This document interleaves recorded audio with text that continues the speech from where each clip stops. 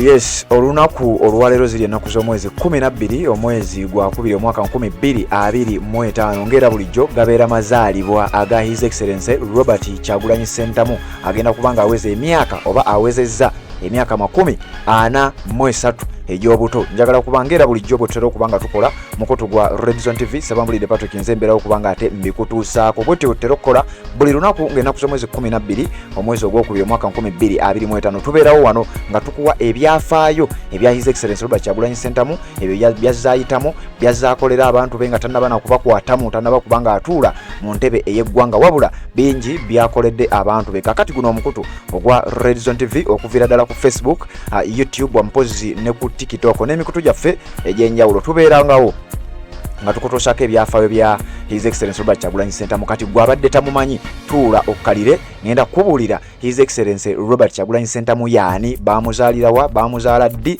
era kiki ekyo kyazaakolera abantu wa gye yasinziira najja abeere ng'ayingira ebyobufuzi by'eggwanga n'abamu ku bantu abaagamba nti be baamuleeta beetaaga okutuula ku vidiyo eno bangere okubeera nga bategeera His Excellency Robert Kyagulanyi Ssentamu mitembo yaani aka Bobi Wine. Ngenda kubanga nkuwa ebyafaayo bye nekkiriza ntandike n'ekifaananyi kino nga sinaba kuba nga nkutwala mu byafaayo ebya His Excellency Robert Kyagulanyi Ssentamu. Njagala okawo obudde kubanga eno nsonga nkulu nnyo. Ekifaananyi ekyo CEO Red Zone Media amanyiddwa nga Sebambulide Patrick atalina kifaananyi ng'olina President luno olunaku teweetaaga kubeera ng'opostinga.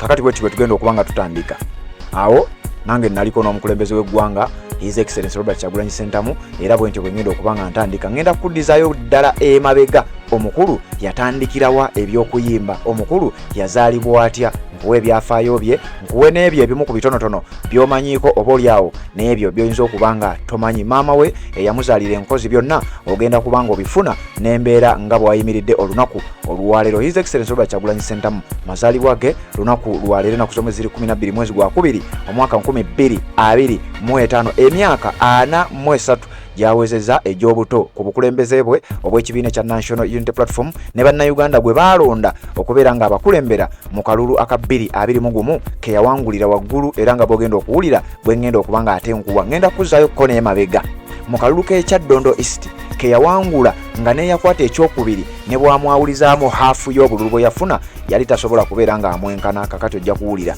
tugenda kubanga byonna tubikuwa nkuzzaako ko emabega nkuwe gye yatandikira okuyimba byonna ebizze bibaawo tuula okkalire nzije ate tugenda kubanga tutambula mpola mukutu gwa Red Zone TV. Bw'oba tannaba kubanga osubscribe nga kikole kirira wansi awo olaba ekigambo subscribe kikwateko okwata kadeka notification ogenda kubanga tomissinga nsonga yonna. Genda ku Facebook otusangeyo obeere ng'ofollowing omukutu gwaffe ogwo awo woolaba His Excellency biseera by'emabega akatandika okuyimba era aludde ne kyaliiwe Edi Sebuufu abangi gwe mumanyi nga Edi Mutwe. Oyo gwolaba wali mu kafaananyi waggulu ye Edi Mutwe, ono gwolaba wano alina Edi Sooko ku mutwe ye Bobi Wine. Ojja kuwulira mukutu gwa Red Zone TV byonna tugenda kubanga ate tubikutuusaako. Nkugambye bw'oba tonnaba kubanga osubscribe nga kikole tubeere nga ate tusimbula eggaali mpola.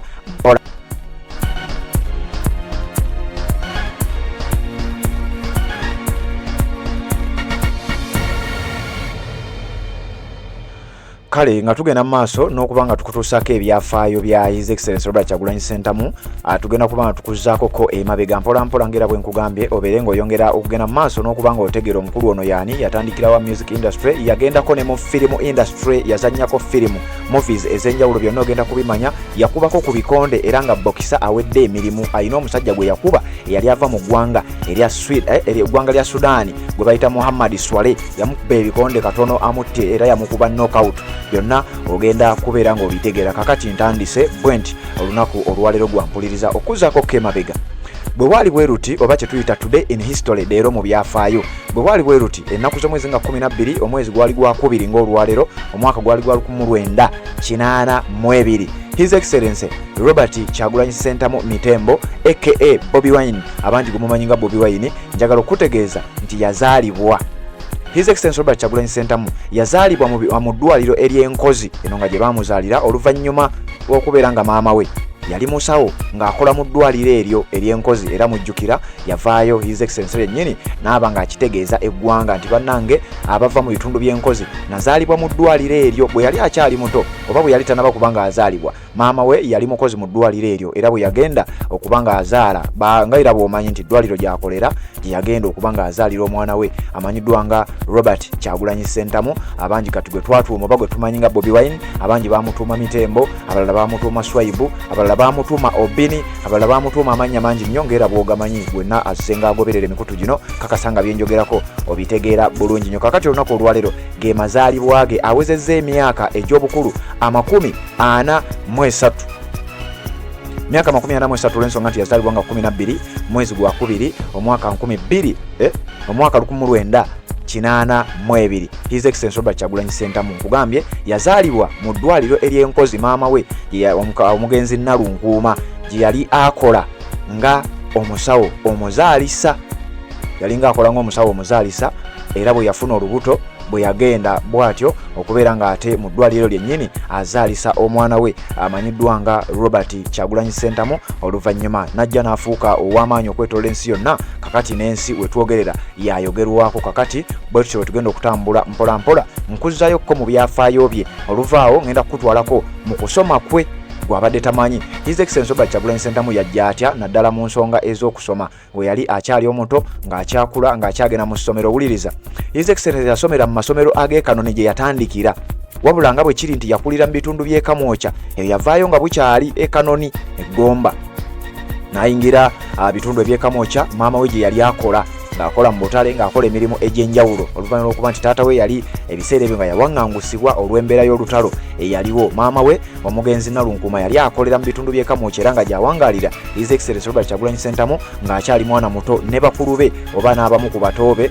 bajja bambi ne babeera nga baakulira mu bitundu eby'e Kamwokya mu bitundu eby'omu kibuga Kampala. His Excellency Robert Kyagulanyi Ssentamu yatandika okusoma kwe mu masomero ageeyo wansi agataategeerekeka era oluvannyuma gye yava n'agenda ku ssomero baliyita Kittante Hill School. Eno nga gye yasomera era n'afuna siniya ey'okuna mwaka gwali gwa 1996. Robert Kyagulanyi Ssentamu n'atuula siniya ey'okuna. Bwe yavaawo n'agenda mwaka gwa 1997 n'ajoyininga essomero baliyita Kololo Senior Secondary School. Eno nga yatomera 1997 ne 1998. Wano nno mu 98 n'atuula siniya ey'omukaaga kyetumanyi nga Uganda Advanced Certificate of Education. His Excellency Robert Kyagulanyi Ssentamu yali 1998 n'atula siniya ey'omukaaga. Kakati neyo yavaayo teyakomaawo. Robert Kyagulanyi Ssentamu bwe yamala okutula siniya ey'omukaaga bw'atyo yagenda ku Makerere University n'ajoyininga era ng'eno yasomayo kye bayita MDD n'afuna diploma kye tuyita Music Dance and Drama. Bwe yavaayo n'afuna diploma mwaka gwali gwa 2003. Robert Kyagulanyi Ssentamu ku Makerere University ng'atikkiddwa ne diploma ye mu kye tuyita MDD oba Music Dance and Drama. Diploma oba obuyigirize abamu ku bwe baavaayo ne bagezaako okuzalawa mu mwaka ogwa 2016. Robert Kyagulanyi Ssentamu nga tannaba na kuyingira byabufuzi, nga tannaba na kulowooza nti anaabiyingira. Ebiseera bwe yali musajja muyimbi akola emirimu gye atambuza ensonga nga bwe yali ng'azitambuza. Mwaka gwa 2016 yagenda n'ajoyininga IUEA oba kye tuyita International University of East Africa IUEA. Eno nno nga yajoyininga era n'apulayinga okubeera ng'agenda kusoma kye tuyita Bachelor's Degree in Law. Yali agenze kusoma mateeka. Eyo yasangayo mukwano gwe amanyiddwa nga David Lewis Rubongoya. Ono n'abasinga obungi nasimbawo nnyo essira, abasinga obungi tebaamanya Bobi Wine baasisinkana batya ne David Lewis Rubongoya. Kakati gwampuliriza guno gwe mugaso gwa Red Zone TV kubanga ffe tujja ne tukulambululira ensonga. Tujja ne kutegeeza ensonga kutya bwe zitambula. Robert Kyagulanyi Ssentamu yagenda ku university emanyiddwa nga International University of East Africa. Yali agenze kusoma mateeka. Kati no wano njagala owulirizeewo nnyo nkuwa byafaayo bye ku mazaalibwa ge oyongere ogenda mu maaso n'okuba nga omutegeera bulungi nnyo gw'abadde tamutegeera. Bwe yali agenze ku International University of East Africa, His Excellency Robert Kyagulanyi Ssentamu yali agenze kusoma degree mu mateeka. Eyo yasanga David Lewis Rubongoya ate ng'akolanga lekikyala ku university eno. His Excellency Robert Kyagulanyi Ssentamu kugambye yali tannaba na kuyingira byabufuzi. David Lewis Rubongoya yali akolanga lekikyala nga naye tannayingira byabufuzi oba oliawo, yakolanga lecturer ku university emanyiddwa nga International University of East Africa. David Lewis Bulongoya n'ategeeza His Excellency Robert Kyagulanyi Ssentamu n'amugamba naye nkubuulire ekituufu kiri nti ozize wano kusoma mateeka naye njagala okutegeeza wadde nange ensomesaawo naye wantu wano ekyamazima university no teri accredited kusomesa mateeka era amagezi genja okukuwa wadde ensomesa wano naye nange nnoonya kasente. Amagezi genja okukuwa David Lewis Bulongoya ategeeza munne kati wetwogerera nga mukama we amanyiddwa nga His Excellency Robert Kyagulanyi Ssentamu ng'amutegeeza nti wano nze amagezi genkuwa wandibadde onoonyaayo university endala n'ogenda osomereko amateeka kubanga awo oba ojja gasoma bulungi nnyo ate nga olina ne garanti tojja kuba ogenda ogga practicinga. Kyokka wano tebajja eno university teri accredited wanewankubadde nze nange wensomesa naye nga wobimanye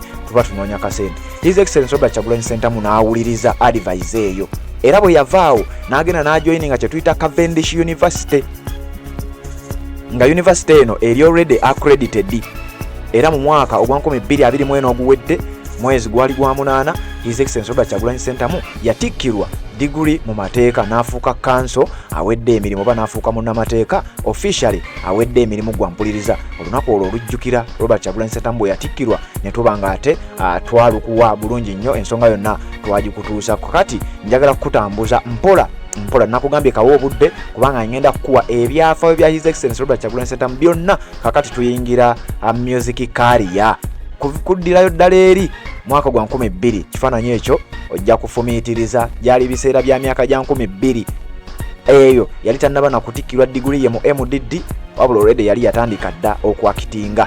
Njagala kutwala mpola nga bwe nkuwa step by step mu byafaayo ebya His Excellency Robert Kyagulanyi Ssentamu. Eno program tugikola buli lunaku ng'ennaku z'omwezi 12 omwezi ogwokubiri omwaka gwonna oluvannyuma lw'okuba nti gaba mazaalibwa aga mukama waffe amanyiddwa nga His Excellency Robert Kyagulanyi Ssentamu. Kakati kanzije ne kye tuyita music career nkubuulire yatandikirawo okuyimba. Yayimbanga bikira okuyimba kwamutuusa wawuliriza.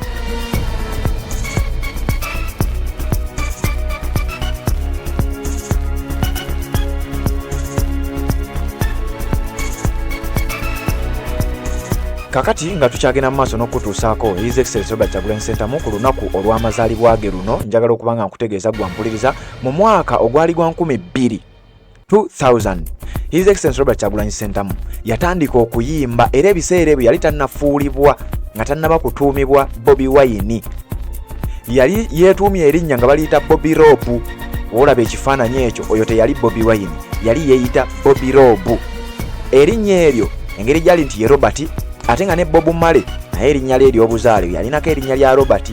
N'alaba nga bambi yali menta we yali amwegomba nnyo naye n'agamba nange nze Bob Marley agezaako okufaanagana nekye tuyita yeeyita Bobi Robu ng'agezaako okufaanagana kye tuyita Bob Marley. Abamu ku baali mikwano gye be yali atandise nabo kwaliko omusajja bamuyita Mugisha Fadamul oba Toto oyo naye baali naye mu mwaka gwa 2000 nga bagezaako okuba nga batandika okuyimba. Kakati wuliza gye byatandikira. Oluyimba olumanyiddwa nga akagoma ka Lubendera lwe luyimba His Excellency Robert Kyagulanyi Ssentamu ebiseera ebyo nga yakejjako erinnya lya Bobi Robu yeetumye Bobi Wine lwe lumu ku nnyimba ze yasookerako wano n'ajoyininga gwe bayita Zigidi.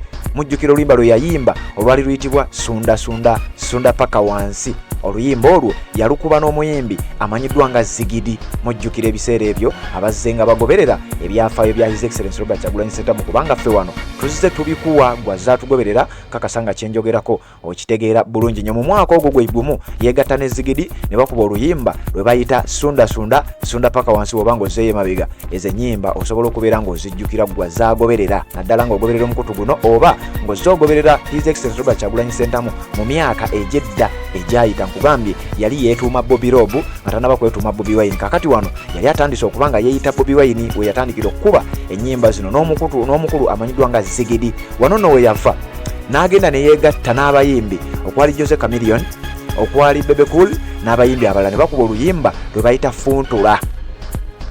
Oluyimba olwo mulujjukira ng'olwo ekibiina kye baali bayimbiramu ekimanyiddwa nga Firebase.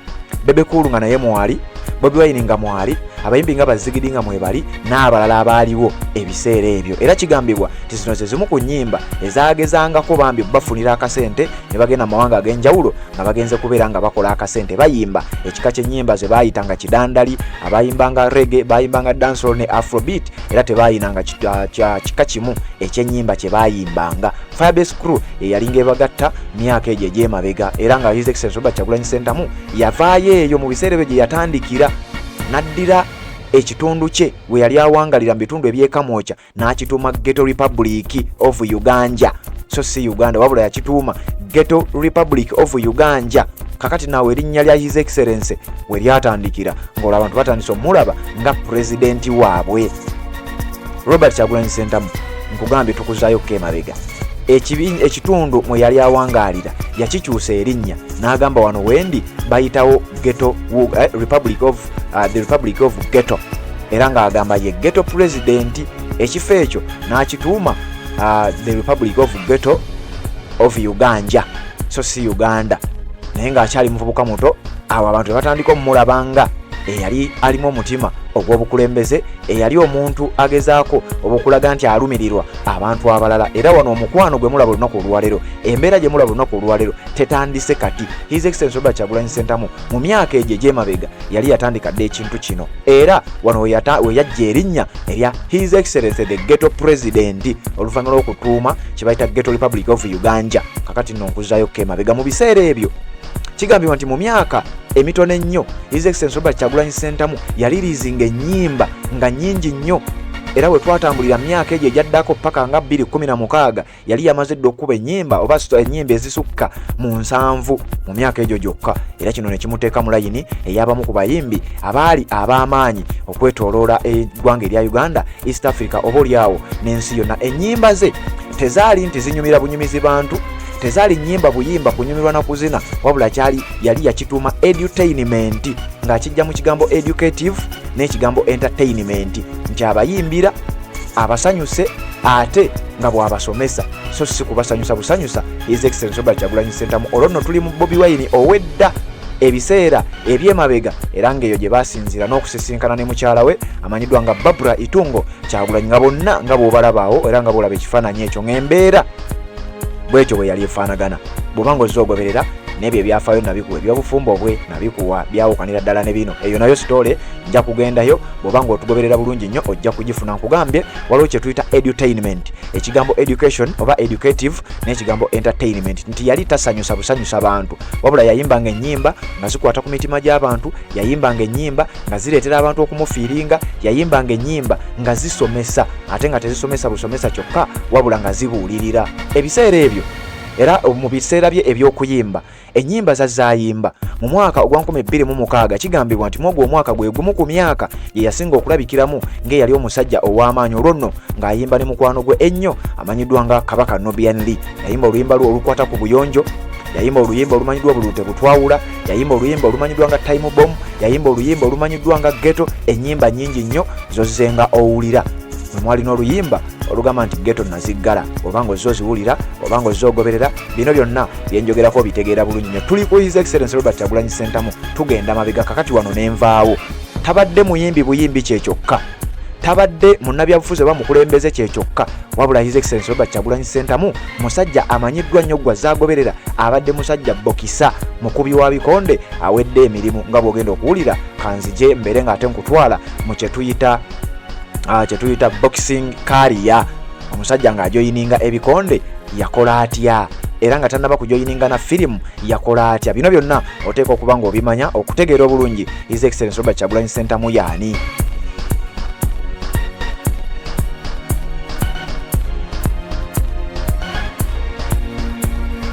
Nga tukyagenda mu maaso ng'era bwe nkugambye ngenda kukutegeeza His Excellency Robert Kyagulanyi Ssentamu tabadde bubeezi muntu wa bulijjo. Musajja abadde mukubi wa bikonde, era alabikidde mu bikonde emirundi egiwererako ddala. Kyova olaba nga newabaayo ekikonde kyonna ekiba kitegekeddwa ye omu ku abo abasooka ku mwanjo. Si lwakuba nti aba agenze kusasula kunyumirwa kuwagira, wabula aba agenze kulaba omuzannyo gwe yalimu okuzzaako emabega gwazaagoberera. Mwaka gwali gwa 2008 Nzakamwakoogera nali mu siniya 1 gwejja gwa mpulirizo jagenda mu comment section ombuulire wali luddawa. Omusajja oyo gwolaba gwe yali alwanagana naye His Excellency Robert Kyagulanyi Ssentamu yali mu red corner, omusajja yavadda ng'ategeera kakala aka red. Yali mu kipule ekya red nga bw'olabaawo. Ono yali mu kipule ekya green, baali bamuyita Muhammad Swale, omusajja yali ava mu ggwanga erya Sudaani. Ebiseera ebyo Sudaani nga tenneekutulamu, ng'ekyali Sudaani eyawamu. Eyali omukulembeze yali amanyiddwa nga Omar El Bashir. His Excellency Robert Kyagulanyi Ssentamu yali mukubi wa bikonde, era mu mwaka gwa 2008 Robert Kyagulanyi Ssentamu oba Bobi Wine ebbokisa, omukubi w'ebikonde, wuliriza, yakuba Muhammad Swale era nga yamukubira mu laawundi yali yakumeka, ngenda bikuwa. Bobi Wine yakuba Muhammad Swale knockout. Knockout ye muntu okukuba nga togenda na kuddamu kwenyeenya, kwegamba nga teyaddamu kuyimuka ku magulu ge nti alwane. Tebeetaaga bubonero kusoma bubonero kulangirira, yamukuba knockout, omusajja n'afuluma ne ringi n'amukuba paka bweru, ne bamulangirira nga tewaliiwo mbeera yonna. Ebiseera ebyo His Excellency Robert Kyagulanyi Ssentamu yali muyimbi era nga yeeyita ghetto president, nga mukubi wa bikonde ate nga muzannyi wa firimu. Wabula yakuba Omusudani nekireetera abantu okutandika okutya, era ebikonde ebyategekebwanga nga naye baba bamulanze, kyali nga kizibu nnyo okufuna omuntu agenda okumweŋŋanga okugamba nti ngenda kulwana naye. Olw'ekyo kye yali alaze. Njagala okujjukiza okuzzaako emabega omusajja ono bwe yali alwana, kigambibwa nti yayina ennwana 43, wabula nga ku nnwana 43 yawangulako ennwana 42, era ng'ennwana 42 zaali knockouts. Ojja kuwulira gwa zaagoberera nkugambye bino byonna oteeka okuba ng'obimanyi. Robert Kyagulanyi Ssentamu yalwanirako mu kibayita MTN Omondi Stadium e Lugogo. Zaali ng'ennaku z'omwezi 13. Eyo sijja kugendayo. Ebikonde bye tujja kuba nga tubikuwa bulungi nnyo, obudde butono nnyo, ate nga njagala kuwa byafaayo bye byonna. Wabula nkugambye yali musajja bokisa, eyo boxing career ye bwetyo bwe yatambula. Yakuba Omusudani amanyiddwa nga Muhammad Swale n'amukuba knockout n'amufulumya ne ringi, abantu ne batandika okutya okubeera nga bazannya naye mu bikonde. Kakati bwetyo bwe twavaayo ne tuyingira kye bayita firimu career. Bw'oba obadde omanyi nti muyimbi buyimbi, oba obadde omanyi nti just mulwanyi bulwanyi, wabula musajja muzannyi wa firimu. Wuliriza.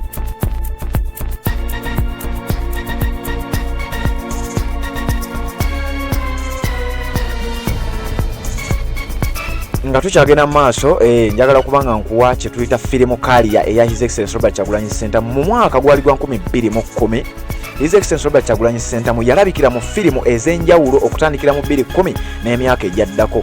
Waliwo firimu gye baayita Yogera. Robert Kyagulanyi Ssentamu drama eno yagirimu, era yalimu n'abamu ku bantu abaali ab'amaanyi.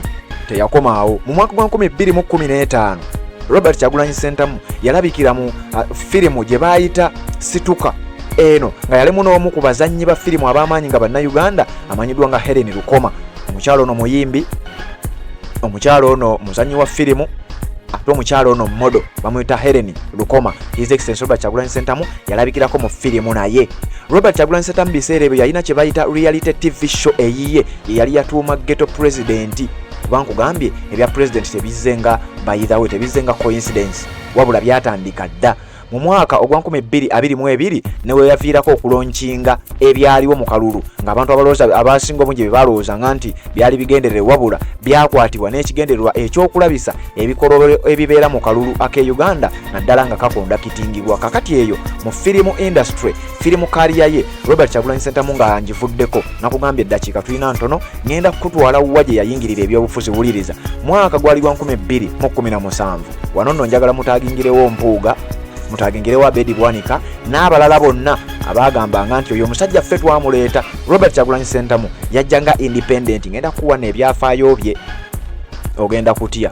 Kakati nga sinakutwala eyo mu career ye eya politics ng'ayingidde politics, nja kusooka ate era nkuzzeeko k'emabega Robert Kyagulanyi Ssentamu bwe yali tannaba kubanga ayingira politics, olw'omukwano mungi gwe yalina n'abantu, olw'embeera gye yali atambudde n'abantu. Robert Kyagulanyi Ssentamu yali musajja gwe bakiyita batya mu luzungu bakiyita philanthropist.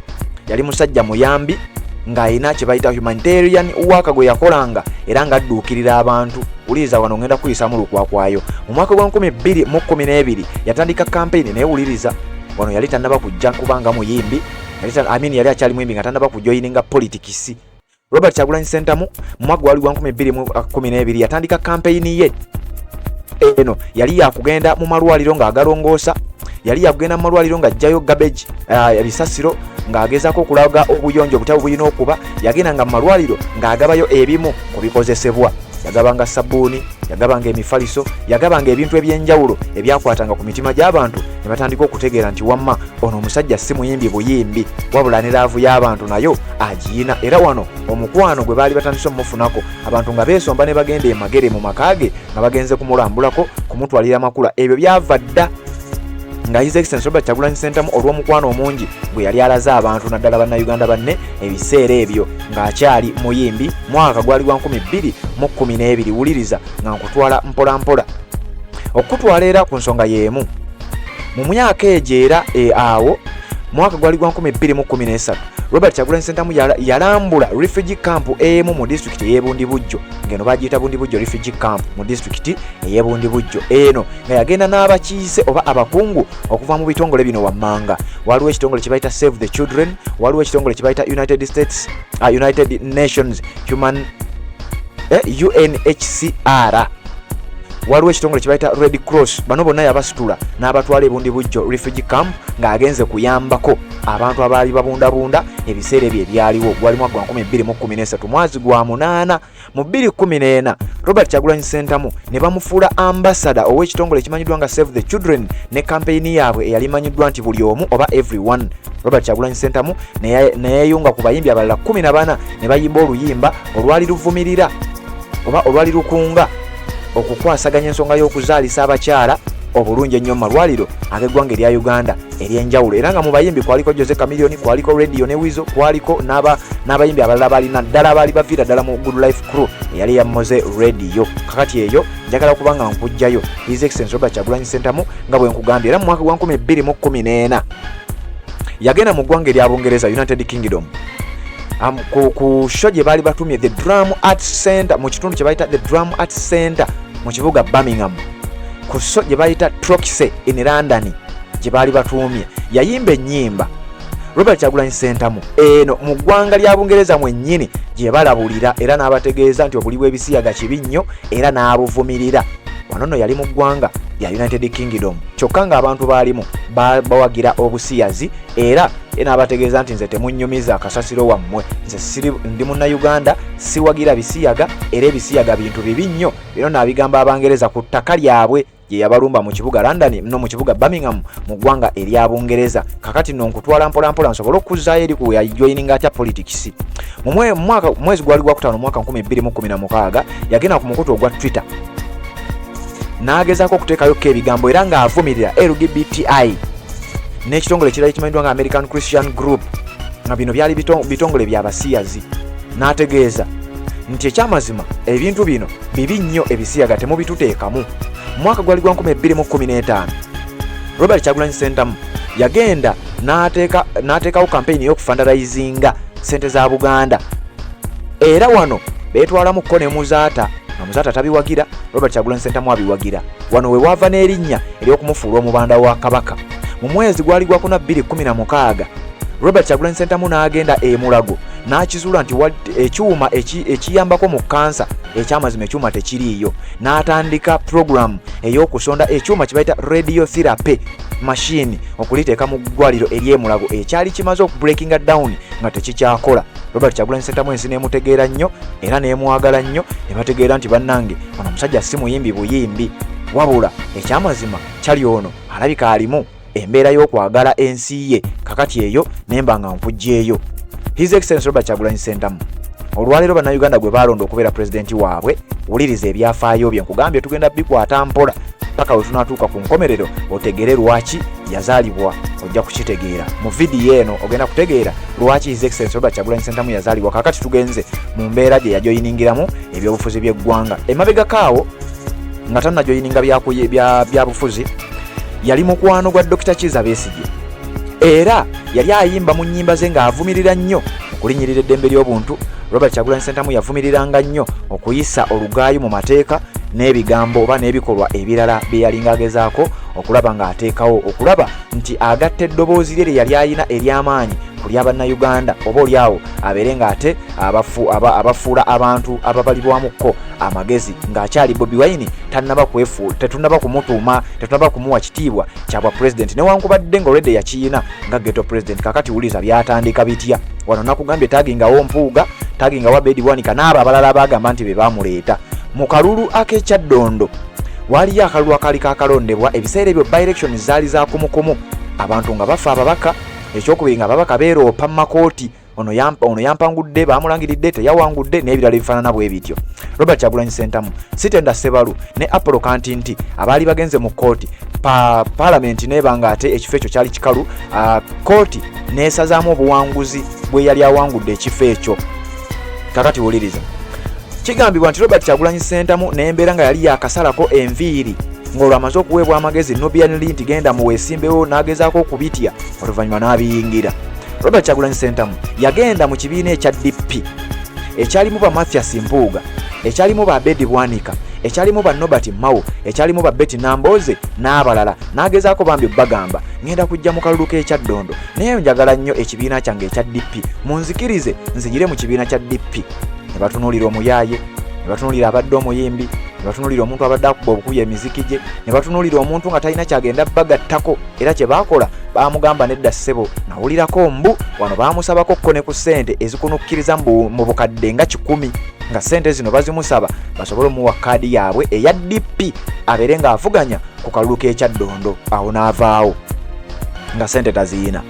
Robert Kyagulanyi Ssentamu kigambibwa yagenda ewa Dr. Kizza Besigye yali kyaliiwe enfanfe n'amusaba nzigire ku kaadi ya FDC n'amutegeeza butereevu ti munnange oli mukwano gwange naye tulinayo Apollo Kantinti twamuwadde kaadi yaffe dda abeere nga yagenda otukwatira kaadi mu kalulu k'ekyaddondo. Robert Kyagulanyi Ssentamu n'agamba owaayi nasazeewo dda kujja mu kalulu enviri zange sinza zisalirako bwereere n'abawagizi bange nabategeezezza dda n'asalawo okujja independenti ng'ali bwannamunigina. Kakati n'owuliriza wano firimu we yali. Robert Kyagulanyi Ssentamu yalangirira nti bannange ngenda kujja ndi independent ne hashtag egamba bikwase Kyagulanyi era mu kalulu kano akabonero yakozesa ssaawa nga bw'okalabaawo embeera bwetyo bwe yatambula. Robert Kyagulanyi Ssentamu mu kalulu k'ekyaddondo yatandika okuba nga ateekawo embeera abantu ne batandika okulaba ng'ebintu ebyangu ne batandika omulaba nga amakya batandika omulaba nga talina impact gyagenda kuteekawo. Abantu ne batandika okulowooza nti ono azze kuzannyamu buzannyi azze kulaga nti naye gyali wadde muyimbi asobola okwetaba mu byobufuzi. Muzimu kulaale ezaakuba mu bitundu ebyekasangati eyasinga okuzibula abantu wulira ekyaliwo. Robert Kyagulanyi Ssentamu ng'agenza okukampeyini njagala nkutwala empola mpola engeri gye yayingiramu akalulu ak'ekyaddondo.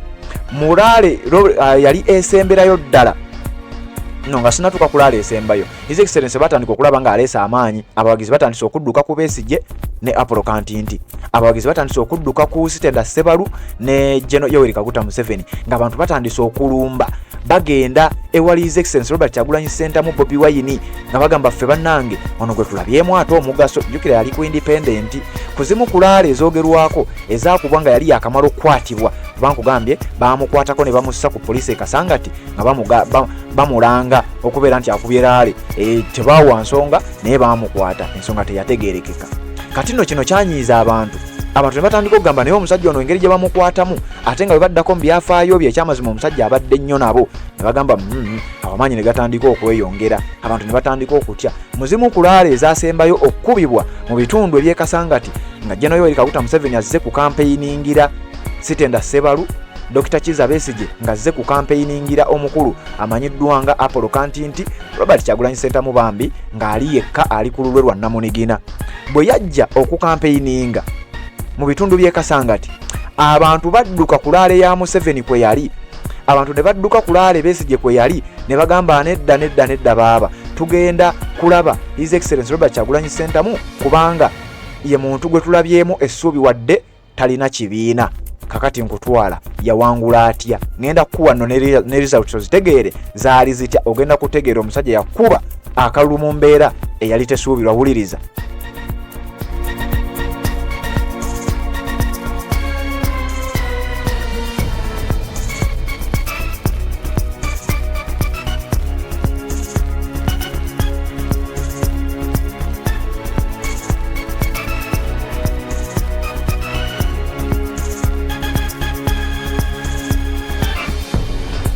kale nga tukyagenda mu maaso n'okutuusaako emboozi nga bwetambula His Excellency Robert Kyagulanyi Ssentamu olwo tuli mu kalulu ak'ekyaddondo East. Robert Kyagulanyi Ssentamu olwo ajoyininga ebyobufuzi by'eggwanga abamu we bagambira nti be baamuleeta be baamulaga abantu. Robert Kyagulanyi Ssentamu mu kalulu ako kati nno ntandise okukusunsulira wano wenjagala otaaginge Mathias Mpuuga oluvannyuma lw'okusuula akalulu ke ku lunaku olw'okulonda Bannayuganda naddala ab'ekyaddondo. Jjukira akalulu kano kaatuka ekiseera nga kakwata ku ggwanga lyonna.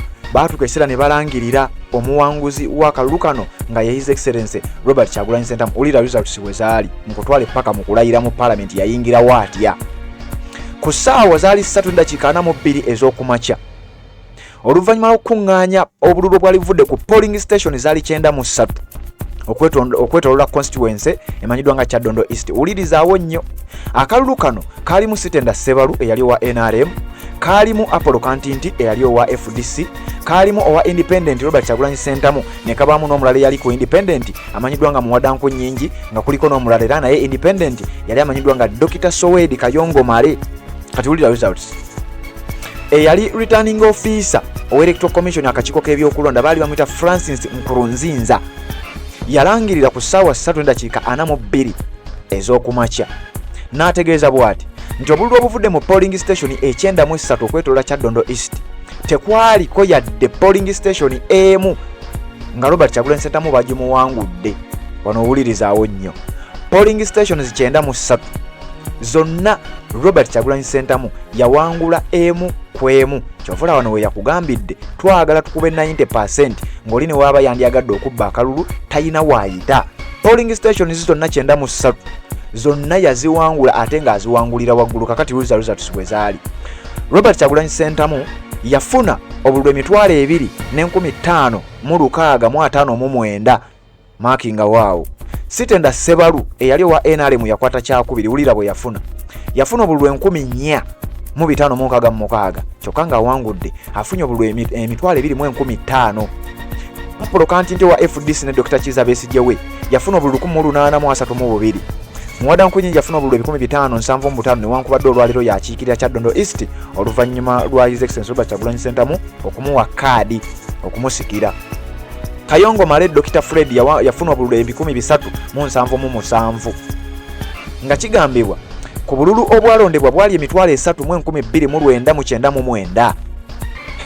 Obwali obufu bwali 311, obwayononebwa bwali obwayononebwa bwali 41 era ng'obululu 3,310 bwe bwakubibwa wabula bwali obutuufu bwali 3,229,999. Robert Kyagulanyi Ssentamu n'afunako 2,205,659 nga ne bw'ogatta bano abasigadde n'asigaza 2,000 obusigadde bwe babugabanagabana tebenkana n'obwo n'emitwalo 2 gy'oba omuggyeko.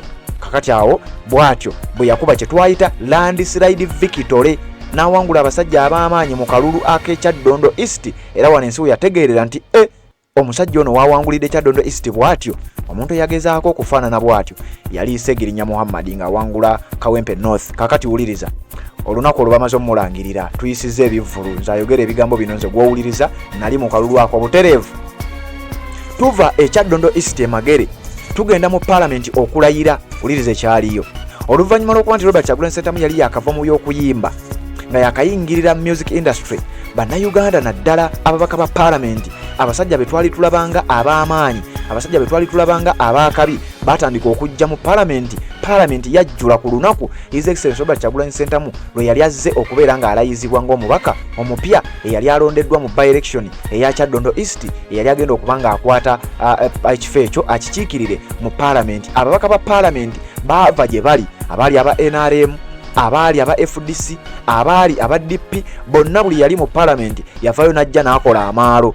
Jjukira ugambye baali basasulira musasulire okumulabako nga basasula akasente konna VIP ya 10,000, emmeeza zabeeranga za bukadde 4, okumuyingira obuyingizi 5,000 ku 10. His Excellency Robert Kyagulanyi Ssentamu kati babaka ba Parliament bano abasasulanga ssente ogenda ku Serena n'ebusaabala okulaba His Excellency Robert Kyagulanyi Ssentamu baatuuka ekiseera nga bambi bafunye omukisa omukulu bagenda mulabirako bwerere. Ekyali mu Parliament kwali kuloba, ababaka ba Parliament baaloba bonna ne bajja ne bakola amaalo, abamu nga bo balabe emabegaawo. bajja ne bateekawo embeera okulaga nti basanyuse. Aba NRM ne beesunga, jjukira yali independent, nga balowooza agenda ku sayidi yaabwe. Aba FDC ne DP bonna ne beesunga nga buli omu alowooza omukulu agenda kujja ku sayidi yaffe. Robert Kyagulanyi Ssentamu n'akwata sayidi eya opposition. Awo nno ensi yatandikira okutegeera nti omukulu ono alabika azze n'amaanyi. We twava awo twadda ku kye bayita by-election ne zitandika mpola mpola. Abantu ne batandika okulaba by-elections nga zijja kumukumu. Ne tutandikira mu by-elections ez'emirundi egy'enjawulo, buli ezo sijja zikutwalamu zonna. Twagenda Jinja East, Paulo Mwiru mumujjukira, oyo n'atulyamu olukwe mu kusooka newankubadde yamala n'akomawo. Ne tugenda mu kalulu akasumaani basaalirwa, oyo n'atulyamu olukwe mu Bugiri municipality era n'awangula.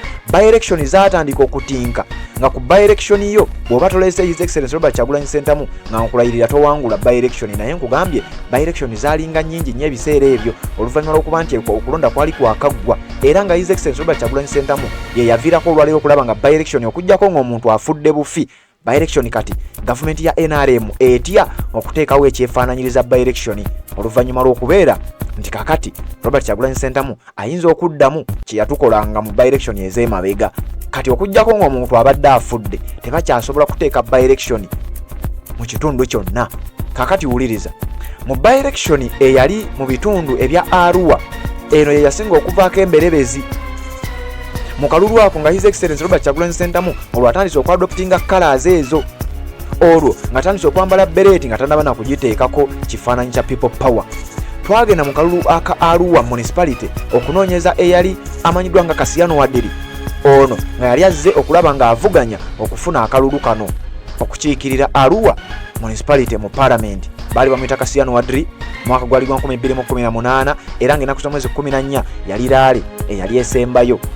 We twogerera oba wowulirira bino, obudde obwo bwali bwakaweereege. General Yoweri Kaguta Museveni, Dr. Kizza Besigye, bonna His Excellency Robert Kyagulanyi Ssentamu baali mu bitundu eby'eggulu, abalala nga bali mu bitundu ebya Arua, abalala nga bali mu bitundu ebiriraanye awo. Eyo story nagikuwa era njagikuwa lwayo, sijja kugiddamu newankubadde Kasiyano Wadiri yatulyamu olukwe. Mu by-election eno mwe mwaviiramu n'okufa kwe yali driver we amanyiddwa nga Yasini Kawuma. Robert Kyagulanyi Ssentamu baamanya nti amaanyi gaweze era okusinziira ku nvuuvuumo kyalowoozebwa nti waaliwo mission ey'okumuttira mu kye tuyita by-election eyali eya Asumaani basaalirwa mu bitundu eby'ebusoga.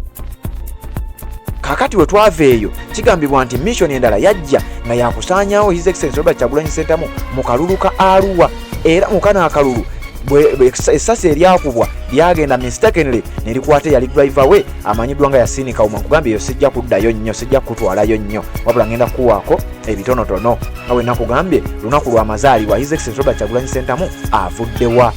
Mu kalulu ako oluvannyuma lw'okusimattuka essasi eryo, Robert Kyagulanyi Ssentamu abasajja baamulumba mu Pacific Hotel mwe yali asuze mu kibuga mu kitundu ekyeyo, ne baba nga bamuba bubi nnyo n'okumutuusa ku mbeera eyali nga si nnyangu nnyo yadde akatono. Amawulire gaafuluma nga galaga nti saawa yonna His Excellency Robert Kyagulanyi Ssentamu bayinza n'okumulangirira ng'omufu oluvannyuma lw'okuba nti yakubiddwa nnyo, embeera gy'alimu si nnungi, bannayuganda nga tebamulabako, embeera ng'ebasobedde, ebintu ne bitandika okuba nga bitabuka, ensi n'egwamu ekidumusi oluvannyuma lw'okuba nti bannansi baatandika okuwandiika ku nguudo ez'enjawulo, baatandika okuwandiika ng'ebipande ku streets ez'enjawulo nga bagamba free Bobi Wine. Okwekalakaasa kuno kwetooloola ensi yonna era abantu batandika okukwata ku mimwa nga bagamba nti omukulu nga tubadde tumusuubira kubeera bwati, nga tubadde tumanyi nti w'amaanyi bwati. Wano nno nga yali mu mbeera mbi nga mukyala we yagenda omulabako n'avaayo nga n'okaaba. Ennaku z'omwezi nga 15 yali amaze n'okukwatibwa. Jjukiramu ebyo ebiseera twali mu Arua. Kalulu ka Arua Kasiyano Wadiri kafiiramu abantu bangi nnyo newankubadde ayavaayo ate n'akola ebitali bituufu naddala mu kibiina ekya National Unity Platform nga tekinnatondebwawo mu kisinde ekya People Power. Kasiyano Wadiri n'akola bye yakola ebyavaako obuzibu. Abasajja ne batandika okulaba His Excellency Robert Kyagulanyi Ssentamu amaanyi gaafunye, wateeka okubaawo ekizibu kye twolekedde. Robert Kyagulanyi Ssentamu olwa pressure eyateekebwawo bannayuganda nga bataddewo okwekalakasa okwetoolola ensi yonna nga bino tebyakoma, mu Uganda yokka oba Kampala mwokka eggwanga lyonna lyekalakaasa okuta His Excellency Robert Kyagulanyi Ssentamu. Kino nno kyamuviirako gavumenti okupondooka, amaanyi nga gabawedde ne bamuta era n'agenda mu ggwanga erya United States of America ng'agenze kujjanjabibwa. Robert Kyagulanyi Ssentamu yatuuka mu ggwanga eryo, yavaayo ng'amaanyi geeyongedde, n'afuna zi interviews ku mikutu gya TV egy'amaanyi omuli zi CNN, omuli zi BBC, omuli zi n'emikutu emirala gyonna nga bw'ogimanyi.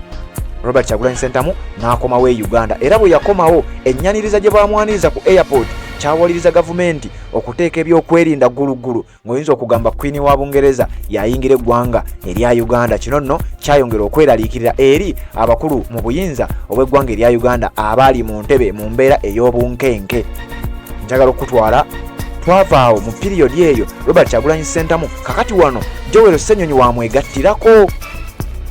Ebiseera ebyo nga gavumenti eraba social media etadde nnyo amaanyi ku Bobi Wine, era ng'ensi etandise omutegeera, abantu nga beebuuza omusajja ono yaani. Ensi etandise omutegeera, already yali emumanyi, ensi etandise omufiiringa, gavumenti etandise okutya. Social media abasajja ne bayiiya tuteekeko OTT, emisolo abantu bakendeeze okubeera ku social media. Robert Kyagulanyi Ssentamu yeegattibwako omuyimbi amanyiddwa nga Alexander Bagonza oba Epas, ne yeegattibwako eyali omusomi w'amawulire ku TV eya NTV amanyiddwa nga Joel Ssenyonyi Basekezi. Olwaleero kati yakola nga leader of opposition, era mu kwekalakaasa kuno kwayongera Robert Kyagulanyi Ssentamu amaanyi. Zaalinga ennaku z'omwezi 22 omwezi gwali gwakuna mwaka gwa 2019. Wano nno gavumenti netandika n'okuwera ebivvulu bye. Ebimu ku bivvulu bye yakubanga ku biici ye ey'ebusaabala ebyakuŋŋaanyanga namungi w'omuntu, gavumenti netandika okutya abaga nti omusajja ono mu bivvulu bino ekyamazima ayinza otufuukiramu ekizibu. Ne batandika omutya bw'atyo omusajja wattu ne bamubaaninga. Ekivvulu kye yasembayo okukola ekyakyalenga concert eyo ye yakomako ku biici ye ey'ebusaabala. Kakati wano ngenda kubuukawo tugende paka ku nomination ku kalulu akagenda maaso akaali ak'obunkenke, era nga n'enkolezi zonna ziraga ky'omukulu yakawangula. Robert Kyagulanyi Ssentamu, wuliriza, ng'ennaku z'omwezi 24 omwezi gwali gwa 7 mwaka 2019, Robert Kyagulanyi Ssentamu officially era mu butongole yalangirira nti mu kalulu ka 2021 ngenda kwesimbawo. Zaali nga 24 omwezi gwa 7 2019, then nga 22 omwezi ogw'omusanvu omwaka gwa 2020 Robert Kyagulanyi Ssentamu yalangirira nti aguddewo ekibiina ekya National Unity Platform. Omujjukira ebiseera ebyo n'essaga ezo, era sijja bigenda mu ebyo, jja bigenda mu lwabyo.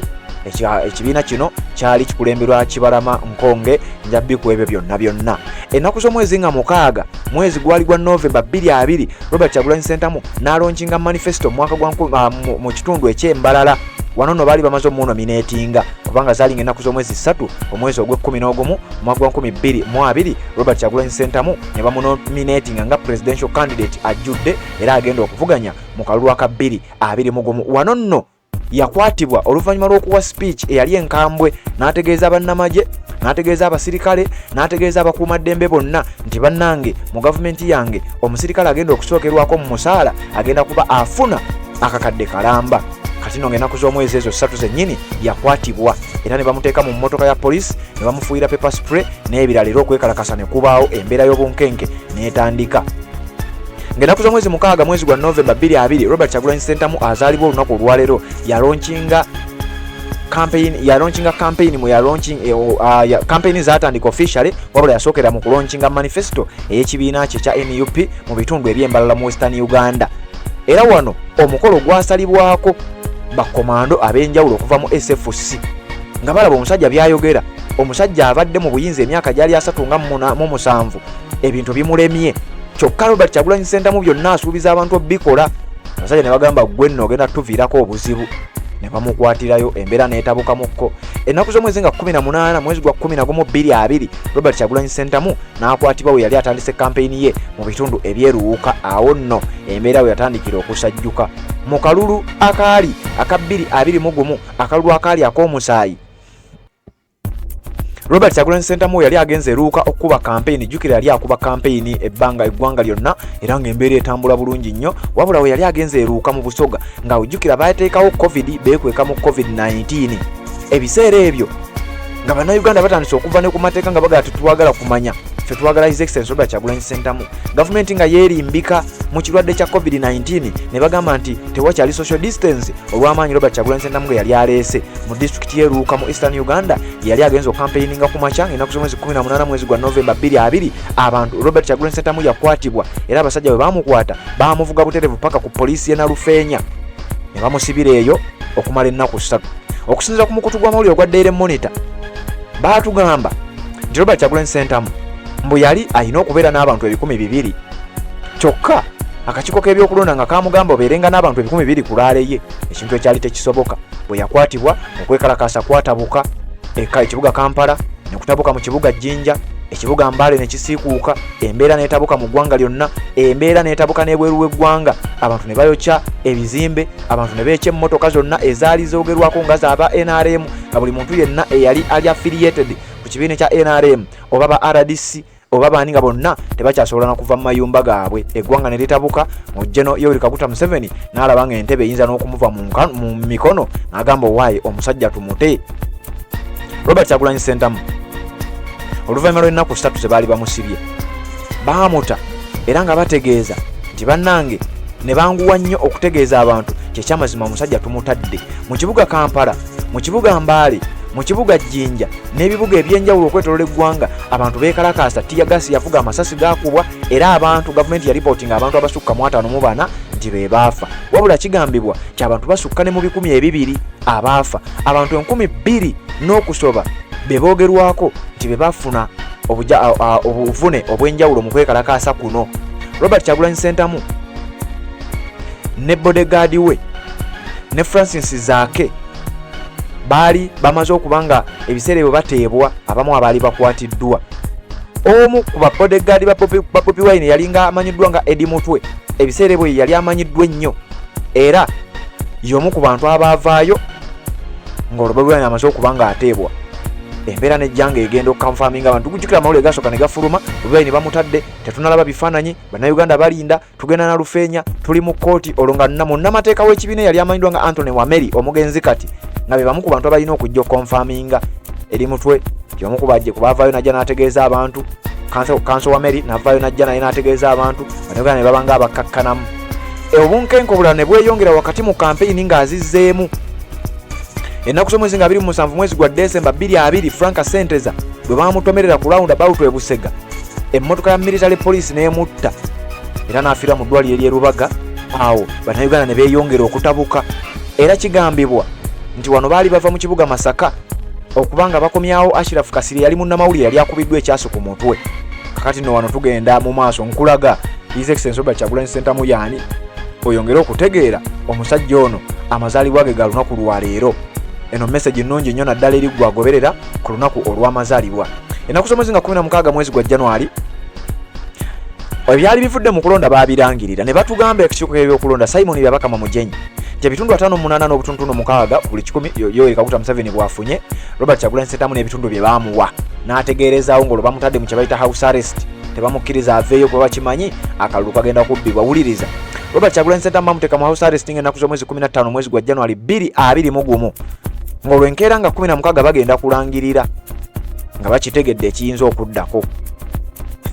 Ambasada w'eggwanga erya America ebiseera ebyo baali bamuyita Natalie E. Brown yagezaako okugenda mu maka ga His Excellency Robert Kyagulanyi Ssentamu nga mission yali yogerwako baali bagamba kubanga balowooza gavumenti neetya era neemublocking okuyingira, abaga nti agenda kuyingiza Bobi Wine mu mmotoka ye nga ambasada amufulumye nga bannayuganda basaba kimu Bobi Wine sooka ofulume eggwanga ffe otubulire ekyokukola nga toli mu ggwanga.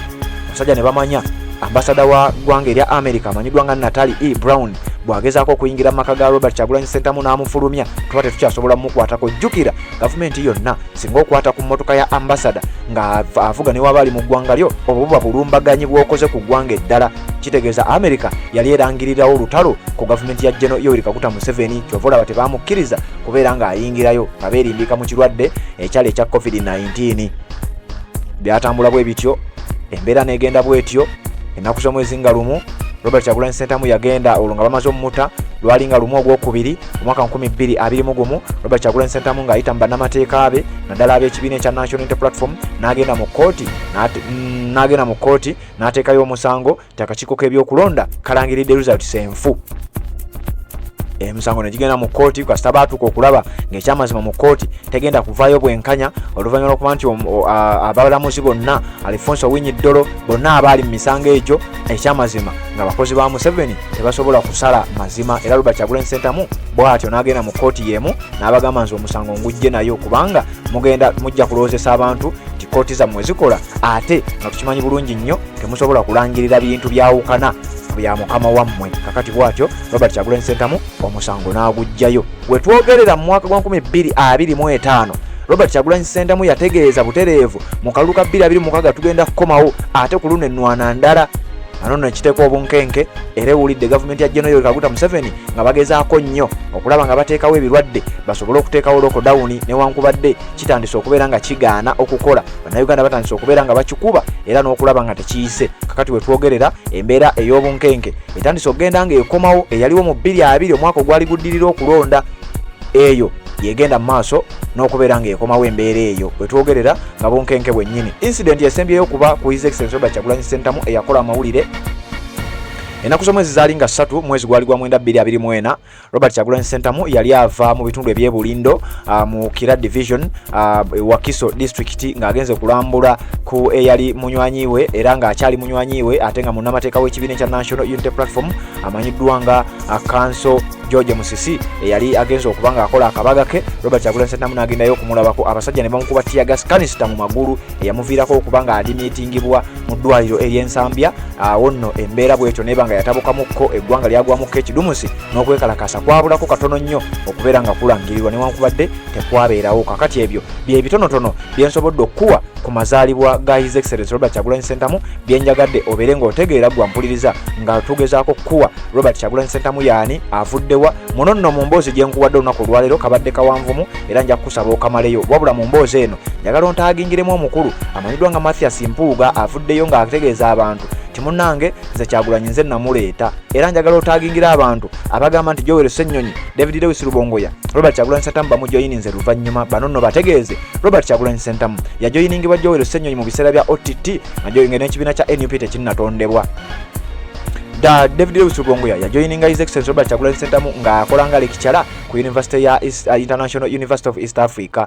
Robert Kyagulanyi Ssentamu emiggo gye yakubwa mu bitundu bya Arua nagyo gyakola nnyo amawulire era gyamuleetera eggwanga lyonna okulaba nga ligenda mu kwekalakasa. Awo n'ensi we yagguka amaaso ti omusajja ono nno azze ate ajja kubanga w'amaanyi nnyo era Arua by-election yawa Museveni ekyokuyiga nga ne wetwogerera by-election zonna eziddako azitya. Wetwogerera tugenda mu by-election ey'e Kawempe North era nayo efaananirako ddala eya Kyaddondo East. Kakati nno onaawulira mukutu gwa Redison TV tukyagenda mu maaso n'okuba nga tukutuusaako anjagadde kuwa byafaayo ebya His Excellency Robert Kyagulanyi Ssentamu eyazaalibwa olwaleero ng'ennaku z'omwezi 12 omwezi gwa 2 mwaka gwa 1982 era bw'atyo bwe yatandula bw'atyo bw'azzenga atambula mu byafaayo bye byenjagadde okuba nga nkuwa mpuliriza. Genda ku Facebook video eno ojja kugisangayo, genda ku TikTok video eno ejja kugisangayo wadde empanvu naye ffe TikTok yaffe tujja kuba nga ate video tugituuzayo ku mpaka ejja kuba nga egendayo mazaalibwa ga His Excellency Robert Kyagulanyi Ssentamu. Era olunaku olwaleero tetugenda kuddamu kukola puroguramu yonna kubanga ffe luno tulutwala nga olunaku olukulu. Tetugenda kuddamu kukola puroguramu yonna paka olunaku nga luzibye. Tugenda ku mazaalibwa aga His Excellency Robert Kyagulanyi Ssentamu. Nze mmaze okubawa ebyafaayo bye gwabadde tabimanyi sibikuwadde byonna wabula nkuwaddeko ebyo bitonotono ebisoboka byensobola okuwa mu mbeera eno ey'okubeera nti ate tulina okusooka okujaguza amazaalibwa then oluvannyuma ate tujje n'ebirala ebisingakokko. Awo njagadde kukuzaayo emabega omukulu ng'azaalibwa era byonna kakasanga obitegedde bulungi nnyo. Maama we yali mukozi mu ddwaliro erya enkozi era ng'eno gye yamuzaalira bw'atyo najja n'akulira Kamwokya era akano ng'ongenda kakuddiramu. Robert Kyagulanyi Ssentamu yakulira Kamwokya nga bamuzaalidde enkozi ate yasomera ku Kittante Hill School eno nga yasomerayo senior eyokuna bwe yavaayo n'agenda ku Kololo Senior Secondary School eno gye yatulira senior ey'omukaaga 23 n'agenda e Makerere n'atikkirwa mu kye tuyita MDD diploma mu music dance and drama. Kakati ayina diguli mu mateeka era council awedde emirimu oba munnamateeka awedde emirimu. Happy birthday His Excellency Robert Kyagulanyi Ssentamu, amazaalibwa amalungi ennyo omukulu president w'eggwanga erya Uganda omulonde. Nange nga mpunzika njagala okutegeeza nti akafaananyi ako sijja kkalekayo kafaananyi ka mukama waffe president waffe omwagalo w'abangi His Excellency Robert Kyagulanyi Ssentamu ng'ayimiridde ne CEO ow'omukutu gwa Red Zone Media Group omuli Red Zone ya Facebook, omuli Red Zone ya YouTube, omuli Red Zone ya TikTok ne Red Zone endala ze mumanyi. Sebambulidde Patrick awo nno twali tulonchinga katabo ke twawandiika era nga mukulu CEO ow'emikutu ejinga bwe nkugambye ye yawandiika akatabo ako twakayita Bobi Wine the People's President. Akatabo ako twakalonchinga mu makage Magere era oluvannyuma lw'okukalonchinga kyekifaananyi ekyo kyolaba. Kakati akatabo ako ke kaleeta ebizibu abasajja ne bategeera nti omusajja ono bamukozeemu n'akatabo. Bwe bityo bwe byatandika emboozi bwetyo bwetambudde gwe ampuliriza yonna gy'osinzira okubanga gy'otulabira amazaalibwa ag'omukulembeze w'eggwanga His Excellency Robert Kyagulanyi Ssentamu bwe ntyo bwe nsazeewo okubeera nga ngakuwa kanzije ate tubeere nga tuwuliziganya naye nkugambye tetugenda kuddamu kukola show yonna olunaku olwaleero paka ng'amazaalibwa g'omukulembeze waffe gamaze okubeera nga gaggwa.